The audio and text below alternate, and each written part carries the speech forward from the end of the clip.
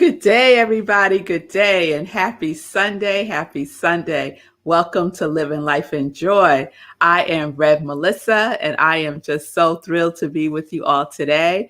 This show is pre-recorded, but it's all good. You can still leave comments, questions, shout outs. Please write what it is that you want to know about today's guest also. And we'll come back and put in the information afterwards. But so feel free. So I am excited because we are in the month of October, y'all. And y'all know this is my month. October is my month. And so I have decided that October's theme is unity. Unity. That's what we're talking about all month long. And so we kicked off the month with a wonderful artist. Oh, she's so many things. Songwriter, Lisa Coffey. Please check her out at souldivine.com. She has released a double album all about the Gita, and it is extraordinary. So you want to check that out. And then last Sunday, Sekou was the guest host, and his guest was Judah Bernard. So if you missed last Sunday's, you have to watch the replay, okay? And like I said, we're all in the theme of unity. And so Living Life in Joy is a vehicle for people to express and share what it is that connects them to their yes. And so today's guest is an incredible advocate for the unhoused, for the homeless. And this is what connects her to her yes. But I'm going to let her tell you all about that. So let's get ready. Let's go, set, ready.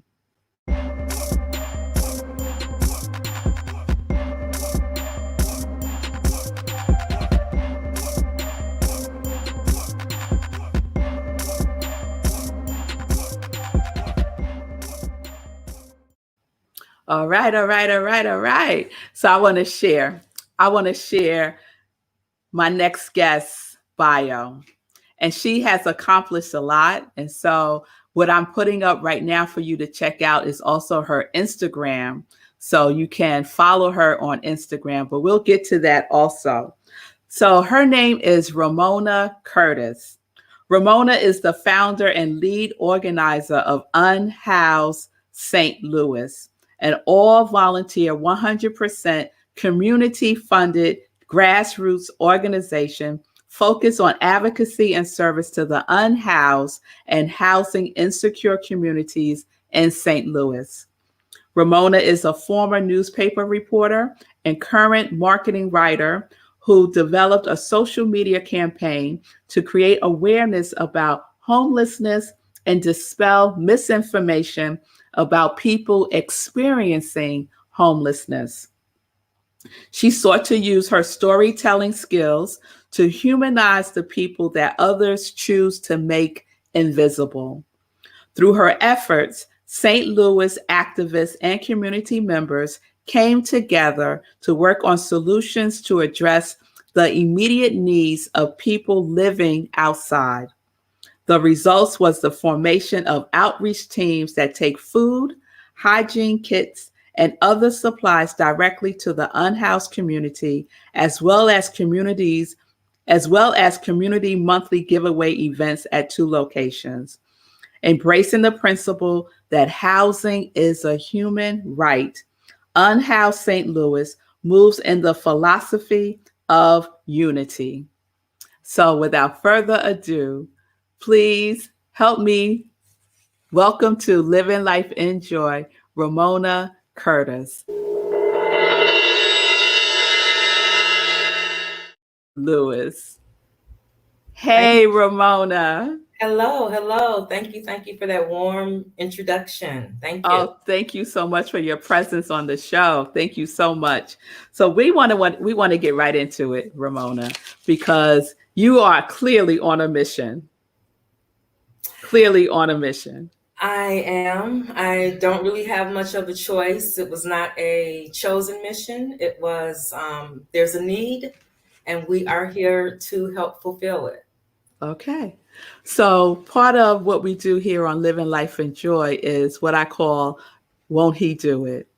So what is your testimony that led you to say yes to this work? Yeah. I love the fact that your theme is unity this month because that really is what propelled me into action. So when I think about won't he do it, I think about community and the spirit of community, the collective, Mm, because I was just one person who cared about this issue and decided that I would start trying to raise awareness about it through social media. mhm, I had no intentions of being an activist. As a former journalist, we're trained to always be in the background. mm, So I spent 20 years just being in the background, documenting stories, but not being the part of the story, mhm, telling other people's stories, but not really being engaged in the story. So um, as an individual, I decided that I would start sharing this information, but it was the collective, it was the unity of other people coming together to change that educational campaign into actual activism. mm. So when I think about won't he do it? Well, he got me off my butt, you know, into Yes. action, into the community. And that's great. It's been a great experience. Yes. So I know, part of part of what's important about the work that you're doing is we're not talking about a luxury here. We're talking about a human right, Mhm. right? As you say, housing is a human right. Right. And so what are you doing around the advocacy work? Sure. So one of the things that's difficult is that what unhoused people really need is housing. We can provide services. We can make sure that they eat every day and they have water and clothing and temporary shelter. And that's what we do. We provide direct relief for basic necessities. Hmm. We go out into the community and we make sure that people have food and water. We have monthly giveaways, and we're going to be actually doing twice a month giveaways beginning in January, where we give away fresh sandwiches, fresh fruit, snack kits that you can take with you, hygiene kits, um, socks, underwear, and we also provide resources for community members. Hmm. We also had health screening, blood pressure checks, things like that. So we were having a community fair for not only unhoused people but underserved people. Hmm. And so you said that's starting in January. So Well, if folks wanted to contribute, how would they do that? sure. Well, right now we do have our monthly giveaways. We call them Okay. the third Sunday shares. Mm, So every third Sunday, and we do that because we want our unhoused neighbors to have a consistent date. It's not always easy to say, this particular day, but if you can think, oh, it's the third Sunday of the month. So hmm. it's time for us to go down. We are in a parking lot, a corner parking lot that's big enough for us to be able to have tables and canopies and providers and services. Hmm. So the third Sunday of every month, we do a community giveaway. Mm, Throughout the month, we go downtown, we go to North City, North County, and South City, where hmm. we've identified groups of people that are experiencing homelessness. Hmm. And we provide water, especially during this current heat wave that was out here in St. Louis. Hmm. We provided cold water, sandwiches, snack kits, hygiene kits, Hmm. a little fellowship, a little community spirit, a little letting people know that somebody cares. And that Yeah. goes a long way. Yes. Really just a recognition of their humanity goes a long way. Even if it's just handing someone a bottle of water and saying, I see you. I see you're thirsty, Yeah. you know. Yeah. That's so important. And you use storytelling to get the word out also. How are you incorporating that into the work and the advocacy? Yeah, that's one thing that we've been really excited to see happening, that people are just responding. First of all, it was exciting to know that people wanted this information, that they were interested, that they were curious about what's going on with the homeless community. Hmm. And then we found that when we start telling stories, when we start letting people know that these human beings are just like you, they're your neighbor, and here's what their experience is. That was how we were connecting with people. That's how we were drawing people in. That's how people were becoming interested in what was going on. It was simply just by humanizing these people. Yeah. Yeah. And what you said, Ramona, is so key about being seen. Yeah. You know, I think that really was what started this whole thing, was seeing people not only ignoring unhoused people. You know, out here we have certain intersections. Oh, I see your kitty. yes. I have one too. I hope it doesn't pop up. But it's nice to know that you're cat friendly. But anyway. That's Davy.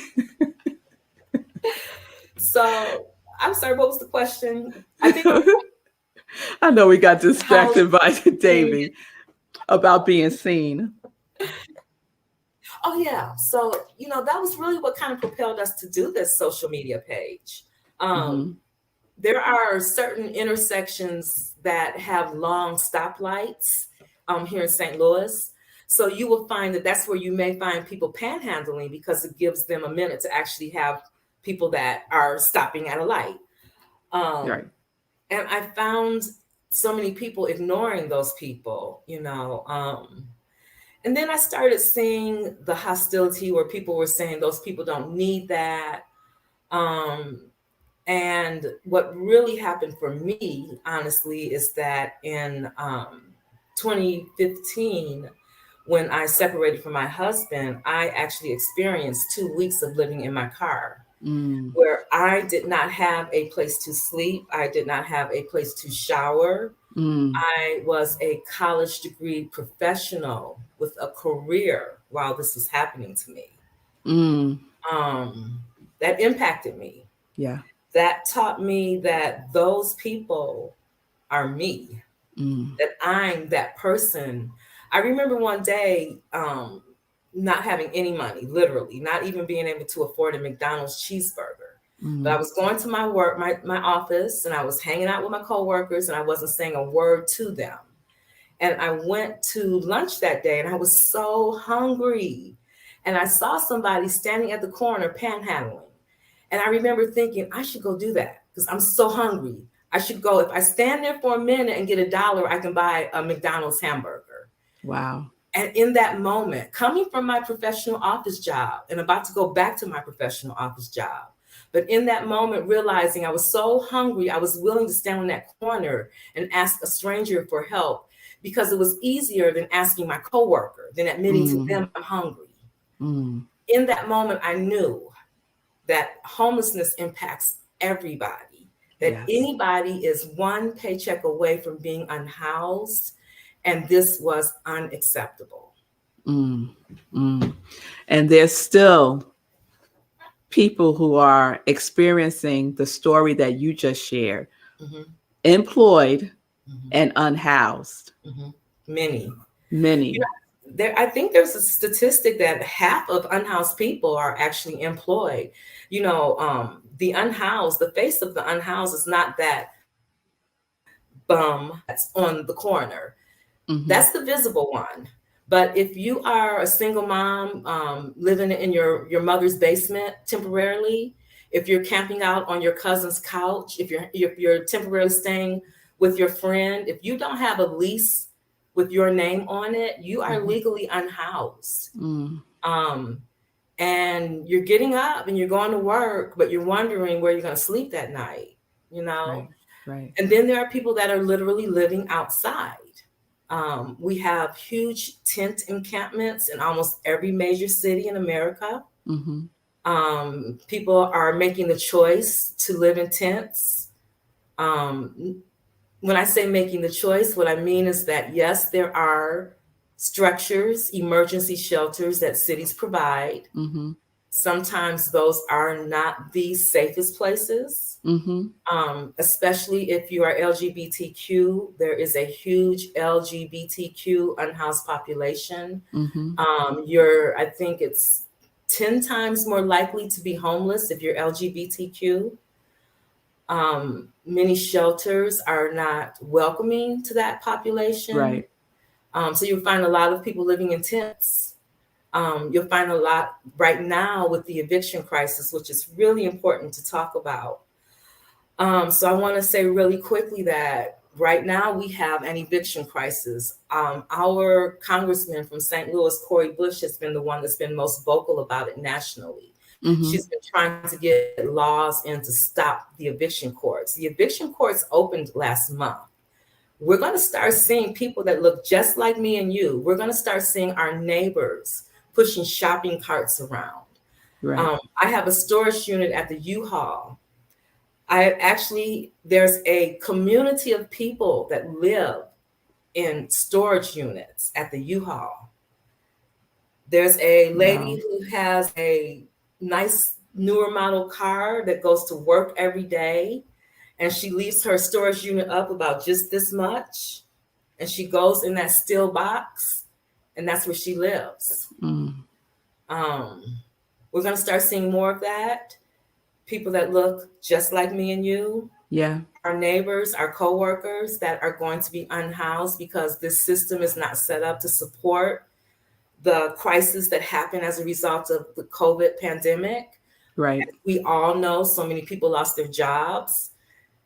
There was an eviction moratorium. What that meant was your rent isn't forgiven. Right. It just meant that 15 months of rent, it's due now. Right. Well, if I didn't have it in the past 15 months, I definitely don't have it now. Right. And all of it now. Right. So I'm being forced to go to eviction court, telling people, no, I don't have it. And since the moratorium is gone, those judges are saying, you got to go. Those sheriffs are coming and getting me, and I'm out on the streets. Oh, my goodness. There's a second element to that. We don't have housing, and we don't have service providers to provide services. But even when we provide services, we don't have affordable housing. Right. The country has billions of dollars now through what's called ARPA money, American Rescue Plan Act money. It's an infusion of cash that Biden brought to us so that we can figure out how to get past COVID. Billions of dollars literally are being invested into homelessness services. I have yet to see one proposal where they're talking about housing. Right. They're talking about reentry, rapid housing, emergency shelters, training, job training, providing food and clothing. They're talking about a lot of services, but we're not building houses. We're not using existing houses. The only thing that's going to solve homelessness is homes. Is a home. Exactly. Exactly. And that's the bottom line. That's the bottom line. The only thing that's going to solve homelessness is a home. So why aren't the resources being directed to that? Because that is the solution. That's the ultimate solution. It's expensive. We don't want to spend money on poor people. Exactly. Exactly. We collectively as a society decided that they were others, right? They were bums, they were addicts, they were people that didn't want to work. When we collectively as a society decided to other these people, we gave up on them. Yes. And decided we were not going to do for them. Yes. And we don't do for them. Yes. And to do for them would cost a lot of money. And we can't even commit to the bare minimum. Well, I just have to say real quick, people say, well, what can I do? And I say, get angry. Say it's unacceptable. Really. Until we collectively, as a society, say that this is unacceptable, how we treat human beings is unacceptable, we're not going to solve this problem. Yes. Yes. And, Lisa, I'm so glad that you're with me as we're talking about unity, because in unity, there are no others, right? We're all one. We're all one. We see each other, we care for each other, and we do what is necessary to ensure that each one has what they need. Right. right? And we're talking about something basic here: housing, Yeah. shelter. Yeah. Yeah. Well, we're not even making sure that people have food and water. Girl. You Well, know. the work that you are doing, Unhoused St. Louis, is important. Thank you. And anyone that is listening to this and feels a pull to do something, do it. Do it. And so, how would they be in touch with you, Ramona, if they want to specifically support your efforts? Sure. I want to answer your question, but the first thing I really have to say is people say, how can I help? And I really want to say, please stop looking away. You can personally, if there's nothing else that you can do, stop looking away. That's the first step everybody can take. Yeah. How you can help me, my organization, we're Unhoused STL. You can find us on Instagram, Facebook, Twitter. We also have a website, unhousedstl.org. My email is unhousedstl@gmail.com. We also have a Venmo and a Cash App where we gladly welcome donations. Our Venmo is @unhousedstl. Our Cash App is $unhousedstl. You Google Unhoused STL, you're going to find me. Okay. All right. All right. All right. All right. So there's no getting around finding Ramona and Unhoused STL. And Ramona, I want folks to know that the Congregation of Joy is one of the supporters of the Unhoused ministry through the Hero Ministry. Yes. And so our Congregation of Joy is with you, supporting you, and we have praying for you. We have felt your tangible support through the Hero program. Yes. We have been blessed with tangible monetary support from you guys. Yes. And we thank you and Sekou. So yes. Thank you so yes. much. Thank you. Thank you. And stay encouraged. Stay encouraged, because I feel the passion and the purpose in this conversation. Thank you. Thank you. Yes. Yes. Yes. So let's move into our second segment. Well, I have some joy questions for you. Okay. So I say, well, let me do the first one first. What does joy feel or look like for you? Yeah.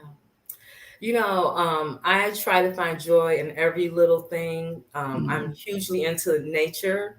So I can just take my dog for a walk and I feel just the joy of knowing that sun is going to come up every day. That's joyful. Yes. Just knowing that. Now, it might not come up for me, but it's going to come up for somebody. Yes. I love that. Okay, here's the second question. I say I'm living life in joy. Yeah. What are you living life in? I think right now I'm living life in service. And it's okay. Yes. Yeah. Yes. Yes. Well, your whole conversation speaks to that. Speaks to the service that you're doing. And the last question is, what is your joy song? There's a chant, a Buddhist chant. I am Buddhist, and it is called the Sublime Attitude. And the main chant is, may all living beings be happy. Basically what it says is, if I want happiness for myself, I have to expect it for others, even people that have done me wrong, even people that I don't think deserve happiness. Happiness is, an energy that flows. If it's going to flow to me, it's got to flow to others. So I listen to this chant where it says, may all living beings, may I be happy. May I be at peace. May all living beings be happy. All living beings be at peace. It's a chant I listen to every morning when I do my yoga, which is also a source of joy for me. It gets me grounded. It gets me ready to go. Yes. Oh, I love that. I love that spiritual practice. Well, Ramona, thank you so much for your presence. Thank you so much for the message. So we have work to do. We have work to do. And if you didn't know it before, you certainly know it now. So let's not act like we don't know any longer. So please support @Unhoused STL. Check her out at Instagram. Ramona, thank you so much for being on the show today. I certainly it was an honor to meet you and to put a face to the work. Yeah. To put a face to the work. Thank you. This has been a source of joy. Thank you so much. It's been great to meet you, and thank you for this opportunity. You're very welcome. All right, folks, there you have it. Ramona Curtis doing the work, certainly connected to her yes, and certainly in the vibration of unity. So if you've been moved by this, please give. You know what to do, and you know how to do it.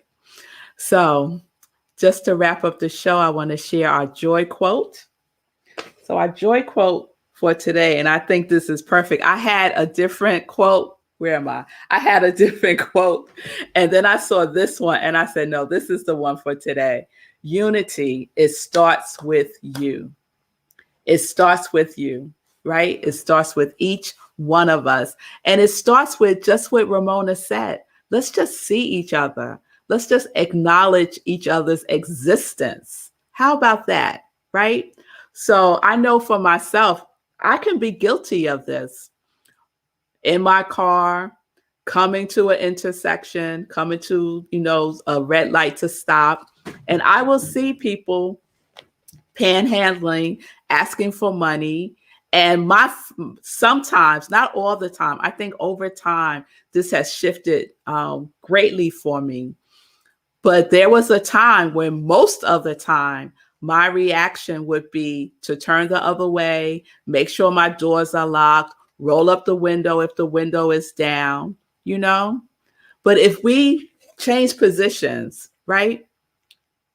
Change positions, how would I feel if that was someone's response when they saw me, right? That's not unity. Each one of us is a reflection of the other. And so the only way that we can start to shift this is if we start to see each other and truly see each other as God sees us, as love sees us. All right? All right. So thank you all for being with me today for Living Life in Joy. Please remember to join me tomorrow for Sip with Rev Melissa, 10 a.m. Eastern Time. Save the date. It's coming up really quick.